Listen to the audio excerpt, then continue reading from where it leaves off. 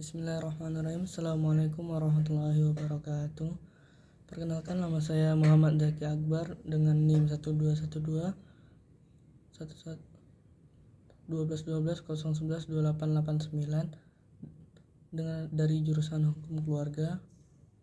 Baiklah, saya akan menjawab pertanyaan matkul Hukum Adat dengan dosen pengampu Kemas Muhammad Gemilang SHIMH.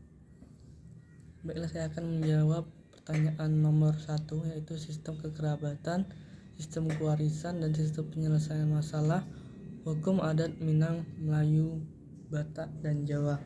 Baiklah, pertama yaitu sistem kekerabatan. Untuk pertama yaitu suku hukum adat Minang, sistem kekerabatnya menggunakan sistem matrilineal, artinya garis keturunan diambil dari garis keturunan ibu, maka sang anak akan mendapat marga dari suku ibu. Kemudian Batak yaitu patrilineal, yaitu anak menghubungkan dari sistem garis keturunan ayah, sehingga anak akan mendapatkan marga dari suku ayah. Kemudian Jawa itu adalah parental, artinya Jawa dan Melayu itu parental, artinya Jawa dan Melayu tidak menghubungkan suku dari ayah dan ibu, artinya tidak menghubungkan dari ayah dan ibu karena Jawa dan Melayu tidak memiliki marga. Kemudian sistem perkawinan Minang dan Batak itu eksogami, artinya mereka tidak boleh menikah dengan sesama suku. Sedangkan untuk Melayu dan Jawa itu eluterogami, artinya tidak ada larangan dan anjuran-anjuran, dan suku adat Melayu dan Jawa itu mengikuti hukum Islam. Selanjutnya untuk sistem kewarisan Minang, dalam adat Minang itu adalah menganut baliteral, artinya anak akan dapat dari garis keturunan ibu, karena Minang menganut sistem kerabatan matrilineal. Dalam adat Batak, khususnya adat Batak Toba, itu adalah sistem patrilineal, artinya sistem keturunan berdasarkan garis keturunan laki-laki atau bapak, artinya dalam pewarisan anak perempuan bukan sebagian dari ahli waris dalam mereka. Sedangkan dalam Jawa dan Melayu sama-sama menggunakan kewarisan, di mana para ahli akan membagikan bagiannya masing-masing, dan pembagian warisan itu akan mendapatkan bagiannya setelah ahli waris meninggal.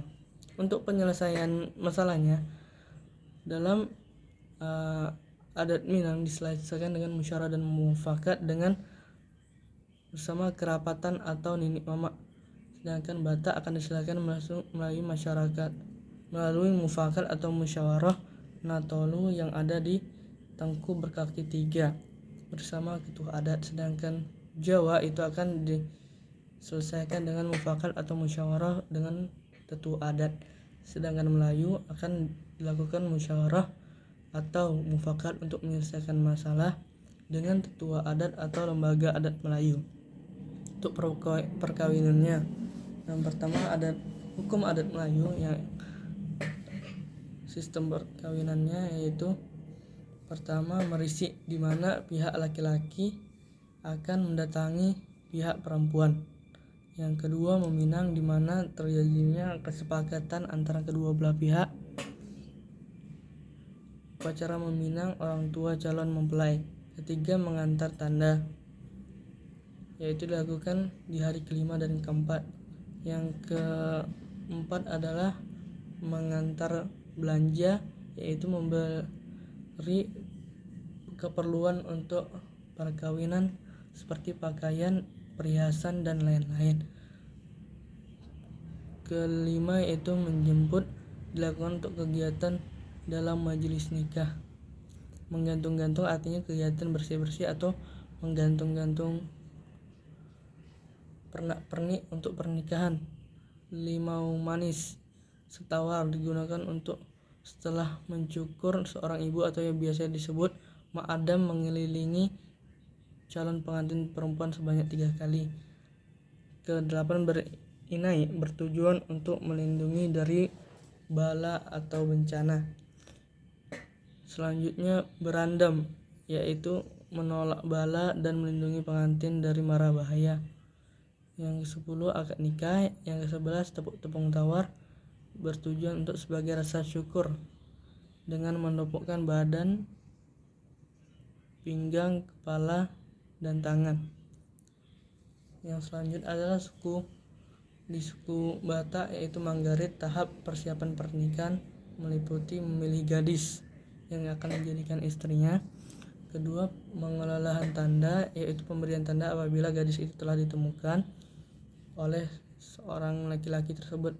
Ketiga, marsuhib, yaitu pihak laki-laki melamar pihak perempuan. Marhata sinamot, yaitu membicarakan beberapa jumlah sinamot dari pihak tentang hewan apa yang akan disembelih. Selanjutnya pundut saud, pihak kerabat mengantar ternak yang sudah disembelih untuk diterima oleh pihak istri. Martumpul disebut juga acara pertunangan. Martonggo raja membahas proses kedua belah pihak, membahas proses pernikahan, adat hari hanya. Yang selanjutnya pemberkatan pernikahan dilakukan di tempat pernikahan seperti gereja dan lain-lain. Pesta adat disampaikan doa untuk kedua pengantin. Dialog jual, jika pesta pernikahan di rumah pengantin, maka dilaksanakan acara pembawa pengantin wanita ke tempat pengantin laki-laki. Selanjutnya palua une dimasukkan sebagai langkah untuk kedua belah pihak bebas saling mengunjungi. Manjai, setelah pernikahan maka kedua belah pihak akan dipisahkan rumah dan mata pencaharian dari orang tua. Manangkir tangga, setelah melakukan pernikahan maka kedua orang tua mengunjungi rumah dan makan bersama. Selanjutnya Jawa, yaitu pasang taruh, berisi harapan kepada pasangan yang akan segera menikah. Sungkeman, bukti kehormatan calon mempelai kepada kedua orang tua. Siraman, dilanjutkan kedua orang tua untuk dan kerabat dekat. Biasanya ada 7 orang yang akan melakukan bertujuan meminta keberkahan. Midodareni, dilakukan calon mempelai wanita diharuskan berdiam diri di dalam rumahnya dan dihiasi dengan sederhana. Serah-serahan yang dilakukan calon mempelai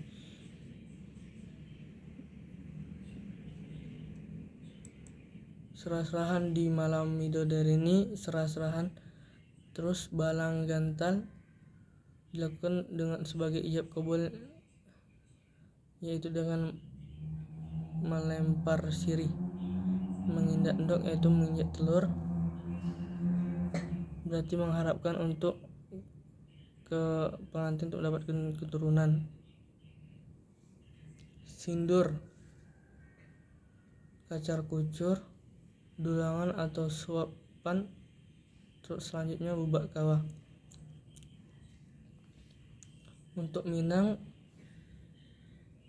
yang pertama itu marase, yaitu tahap di mana pihak perempuan mendatangi pihak laki-laki.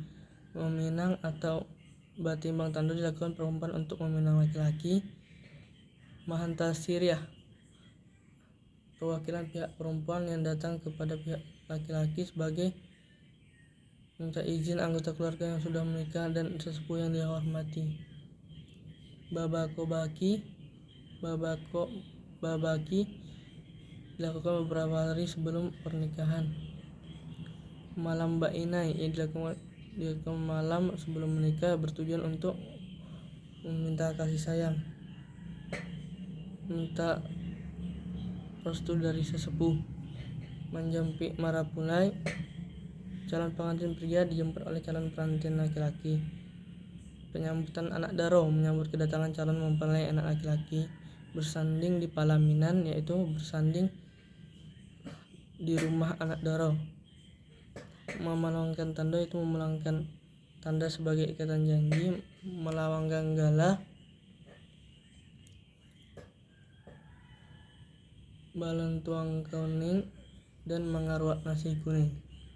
Baiklah, saya akan menjawab pertanyaan nomor 3, yaitu apa fungsi lembaga adat dalam hukum adat. Baiklah, saya di sini akan membacakan jurnal Lembaga Adat Melayu Riau dalam mencegah konflik tanah ulayat, yaitu dengan penulisnya Mariati Bahtiar dari Fakultas Universitas Riau. Baiklah, volume Jurnal Hukum Respublika volume 16 nomor 2 tahun 2017 halaman 298 sampai 312.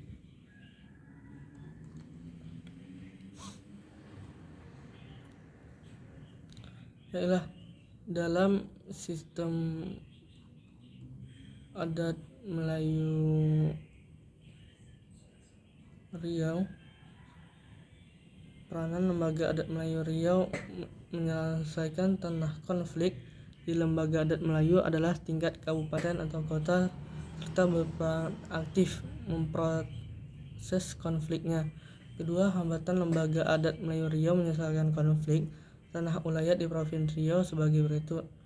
Pemerintahan Provinsi Riau tidak serius dalam menanggapi konflik tanah ulayat karena pemerintah belum mengakui eksistensi hak tradisional dalam memenuhi masyarakat adat. Dan selanjutnya, sulitnya menemukan tanah karena secara fisik telah mengalami perubahan mengenai batas-batas atau hilangnya patok pemilik tanah tersebut, sehingga masyarakat tidak ada bukti untuk kepemilikan atas tanah. Upaya yang dilakukan pemerintah Riau atau Lembaga Adat Riau ini menyelesaikan konflik tersebut, itu membentuk gabungan LAMR yang ada di tingkat kabupaten atau provinsi.